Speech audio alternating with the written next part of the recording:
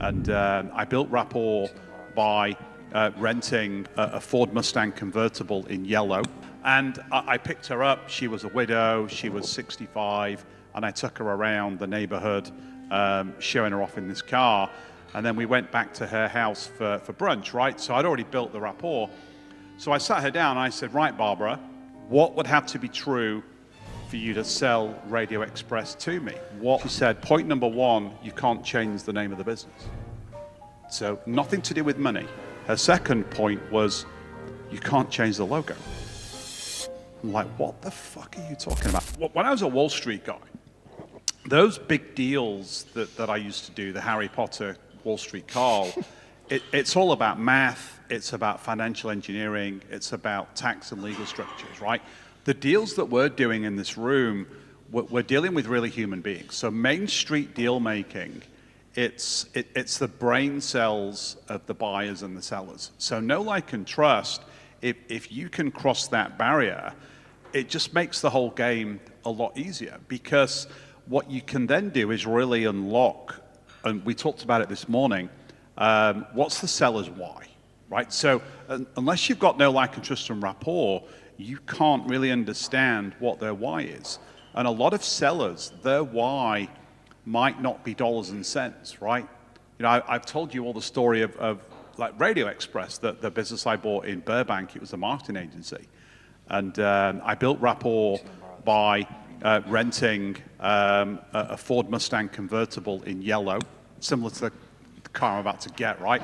And I picked her up. She was a widow. She was 65. And I took her around the neighborhood, showing her off in this car. And then we went back to her house for brunch, right? So I'd already built the rapport.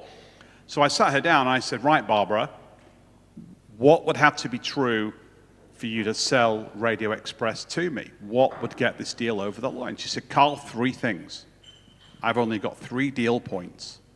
And normally it's, I want X millions of dollars, I want Y as a closing payment, and Z are my terms for my selling it, right? She said, point number one, you can't change the name of the business.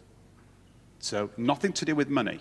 Number one, you can't change the name of the business. I want that in the contract, that the name of the business will stay, because my friend sold her business, the buyer changed the name, and the business failed, and I don't want that. Her why was, I want my business to survive this transaction. Her second point was, you can't change the logo. I'm like, what the fuck are you talking about? I didn't say that, but like, what are you talking about? Logo. She said, well, when we started the business in 1985, and one of the founding partners of this business actually was Casey Kasem, who I believe is still around US top 40, America's top 40. So they designed this logo, which won an international design competition. And it was like just something that they held so dear to them. It wasn't the logo, it was the award that the logo generated. So you can't change the logo. The logo was pretty nasty, by the way. And she said, number 3, you can't fire any of my employees. So this was the first time that employee retention and legacy just really stood out in a transaction. She said, if you can agree to those 3 things, she said, I am extremely flexible on the price and terms. That's what I care about. So I said, well, fine, let's agree a valuation, and then I'll pay you over 3 years. She said, as long as you can pay my closing costs out of the business, I'll make sure there's cash in the bank, I am good to go, because you're giving me the 3 things I want the most in the deal, and they were not financially related. So you can't do that without rapport.